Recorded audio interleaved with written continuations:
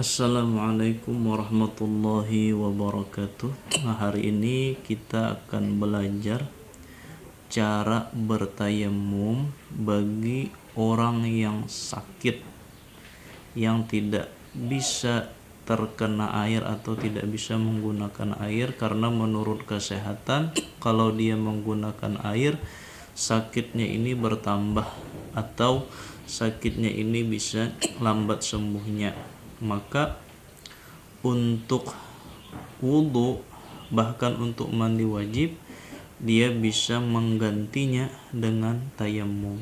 Nah, jadi bisa diganti dengan tayamum. Nah, syarat tayamum itu sendiri, yang pertama bagi orang sakit ya, dia tidak bisa menggunakan air.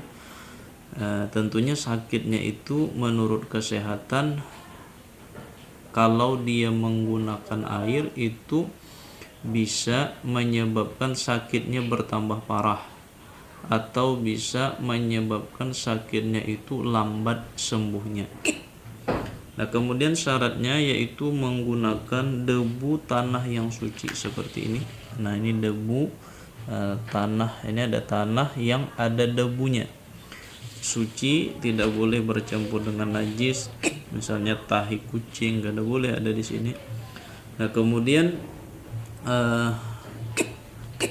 tidak boleh bercampur dengan benda lain, misalnya dengan bedak atau dengan tepung. Nah, itu tidak sah ya. Misalnya kita campuri tepung atau kita campuri bedak atau debu-debu dari tikar atau apa, itu tidak sah.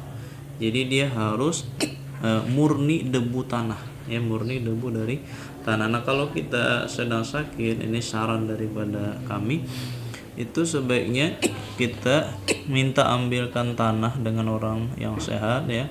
Kita minta ambilkan, kita letak di wadah, bisa di kertas seperti ini atau bisa di dalam piring atau wadah-wadah yang lainnya.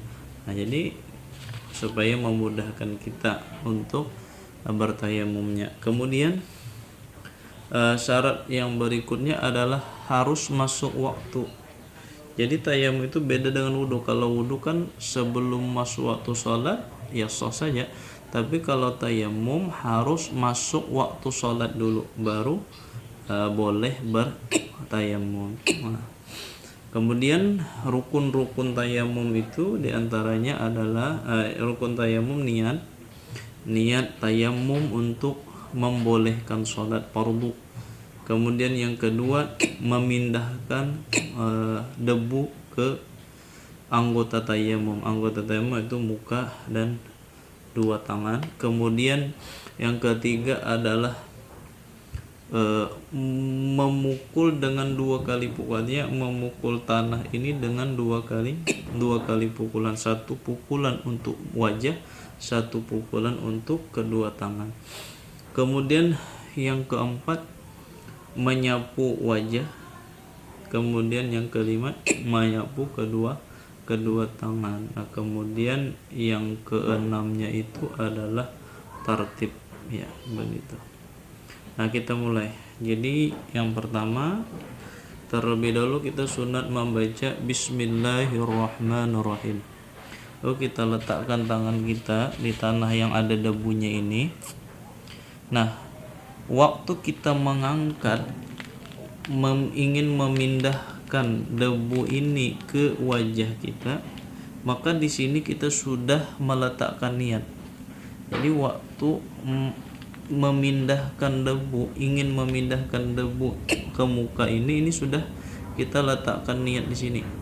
Nah, sudah letakkan niat, dan niat itu harus tetap kekal, artinya tidak boleh putus sampai kita menyapu satu bahagian dari wajah kita. Nah, jadi coba.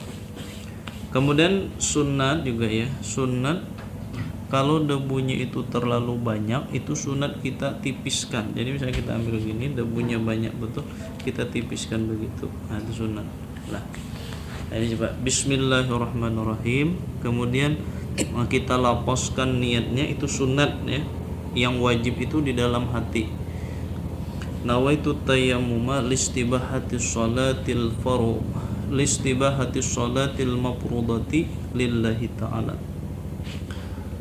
Nah, waktu kita memindah ini, dalam hati kita itu apa, sahaja aku bertayamum untuk membolehkan sholat fardu karena Allah Ta'ala, atau untuk membolehkan sholat yang diwajibkan karena Allah Ta'ala, jadi waktu memindah. Dan niat itu mulai memindah ini tetap kekal ya, sampai kita membasuh satu bahagian daripada wajah kita. Bismillahirrahmanirrahim. Nah, kita sapu, jangan diangkat. Jadi tangan ini jangan diangkat sampai betul-betul debu tadi mengenai bahagian wajah kita. Nah, kemudian bahagian di bawah hidung ini sering terlupa. Nah, sudah sekali. Kemudian tangan ambil lagi. Ini kalau ada cincin, ada jam atau ada gelang itu wajib dibuka. Nah, ambil sekali. Kemudian kita tipiskan. Nah, ini bagi dua, bahagian sini sama bahagian sini. Bahagian sini untuk di belakang. Nah, begini. Nah, ibu tangan tetap tiap. Nah, kita jalankan begini di belakang. Nah, begini. Kita jalankan sampai ke bahagian siku. Kemudian kita putar ini. Nah, yang bahagian sini tadi ini untuk atas. Nah, jadi sampai sini kita putar. Nah, kita jalankan di atas. Nih, ibu ini untuk di sini. Nah, begitu juga sebelah sini. Dibagi dua begini. Ini sama ini ya. Nah, jalankan terus sampai ke siku, putar, jalankan ini. Nah, ya, kemudian diginikan. Ya, selesai. Nah, lalu berdoa sebagaimana doa sesudah wudhu. Maka dengan tayamumnya tadi dia boleh mengerjakan satu sholat fardu dan beberapa sholat sunnah.